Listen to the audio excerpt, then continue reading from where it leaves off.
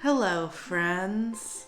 Today, we are going to be discussing pronouns. Pronouns are words like he, she, and they that people use to describe themselves during conversation. Unfortunately, our good friend Hank Handy is taking a little time for himself. So yet again, I'll have to pass this conversation onto our friend, Lucian LaCrypt. He's fun, right?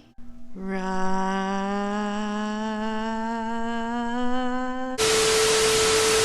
Did you miss me, bitches?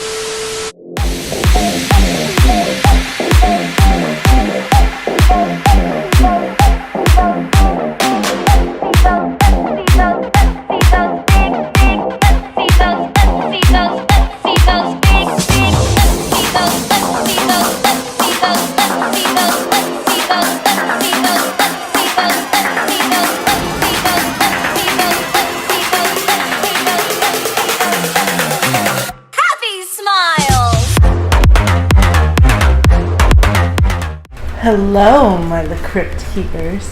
I'm Lucian LaCrypt, and today we are going to be talking about pronouns. A trans person's pronouns are often called their preferred pronouns, but many trans people don't like this term. They feel their pronouns are not a preference, but a fact. Binary trans women generally use she, her pronouns. This is how it sounds used in a sentence. Hey, Claire left her phone at Starbucks again, along with her Ugg boot. She's really upset about it. Binary trans men generally use he, him pronouns. This is how that sounds in a sentence. Hey, Jonas left his car at the bar because he was too drunk. Would you mind driving him home, maybe, please, possibly? Thanks. Non-binary people can use she, her pronouns or he, him pronouns, but generally they prefer they, them pronouns. Now, this tends to throw a lot of people off, but that's not grammatically correct. They is a plural word. Now, hold up just a second there, Chief. The singular they can be traced back to the beginning of the English language and is actually used several times throughout both the Bible and the works of Shakespeare. We even still use it today. Imagine that you're the person who found Clara's phone at Starbucks. You weren't sure whose phone it was, so as a decent member of society, you take it up to the register and say, "Hey, someone left their phone on this table over here. I hope they come back for it before they get home." And there you have it. You've just used the single they, them in a grammatically correct way. What is new, however, is people using they, them as personal pronouns. So often, when people bring up the grammatical correctness of they, them pronouns, what they're actually trying to do is signal their distrust of trans people. Sentient Jar of Mayonnaise Ben Shapiro uses this argument often. With woke scolds doing their best to ruin every aspect of American life, I'm very excited that Merriam-Webster Dictionary has now added the non-binary pronoun they to the dictionary.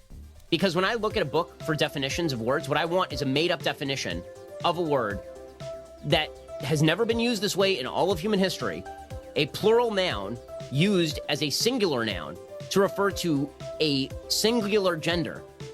We're going to use a plural noun. And Merriam-Webster is going to go along with this, which just demonstrates once and for all that logic has gone out the window. For many Americans, the use of they as a singular pronoun can be ungrammatical and confusing. That would not be for many Americans. That would be for all Americans, unless you're talking about the small group of SJWs who decide we have to redefine all of language in order to meet politically correct demands. Ben frames his argument as an attack on grammatical correctness, something we've already disproven by 2 seconds of Google research. This is in order to signal to trans people, no matter how wrong I am, I will still have people who follow me and agree with me, and those people will be happy to make your life worse by getting into these bad faith arguments about your existence whenever possible. Now here is an example of they, them pronouns used in a sentence. Hey, River brought home, 10 jars of teeth and a sack of animal bones so they could make jewelry. They left all that stuff on the table and my dog ate it. So, how much do teeth and bones cost? How do I make it up to them? Some non-binary people also use alternative pronouns such as they and zir. And while those pronouns are less common, they still deserve to be respected. But Lucian, you say, what does it even matter what pronouns I use for someone? They're just words, and it's so hard. So hard. And yeah, it is hard. I'm transgender, and sometimes it's hard for me to rewire my brain like that. Sometimes I fuck up, and I thoroughly accept that other people are gonna fuck up with me sometimes. I know where I live, and quite often I'm the first transgender person that people come into contact with. But using correct pronouns and treating trans people as the gender they are instead of the gender that they were assigned at birth can have life-saving consequences. Studies have shown that treating trans youth as the gender they say they are can decrease transgender suicide rates, as well as the symptoms associated with dysphoria. By using the correct pronouns for a trans person, you're saying, I see you, I respect you, and I love you as you are. A word you may also hear is dead name. A dead name is a name that a trans person was assigned at birth that they no longer feel comfortable using. A person's dead name is not your business. If someone introduces themselves to you as Sally, that is the name you're to use. It's generally considered bad etiquette to call a trans person by their dead name, so don't be rude. I'll say it again. Don't be rude. It can also be potentially dangerous. Let's say that you're Sally's mother and you come to take her to lunch and you go up to her boss and you say, I'm here to take Samuel out to lunch. Sally's boss and colleagues may not know that she's transgender and you've just outed her.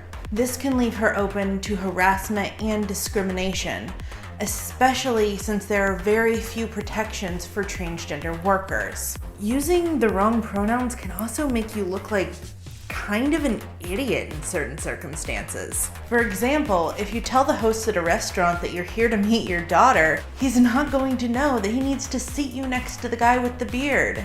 Or say your transgender daughter goes missing. Referring to her as a man to the search party is not going to help them find a missing woman. And if your transgender son passes away unexpectedly, it's not going to help his friends or chosen family grieve to see him in a dress in his casket. And now that we have that depressing bullshit out of the way, what do you do if you misgender someone? Or if you're not sure what gender they are? Well, if you're unsure, it is okay to politely ask.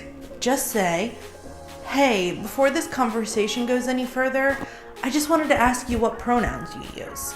Honestly, most trans people will be grateful you asked. It shows them that you're trying and willing to learn. Now, once someone tells you their proper name and pronouns, what do you do if you accidentally misgender them? Well, first, let's go through a list of things you absolutely should not do. Number 1, don't make it all about you. Hey Ash! What's up? How are you? I'm good, how are you? And who's this? This is Jackie. Oh, nice to meet you. Yeah, hi. Randy said we just had to come to one of Ash's parties. She throws the best parties. Actually, it's they. A non-binary?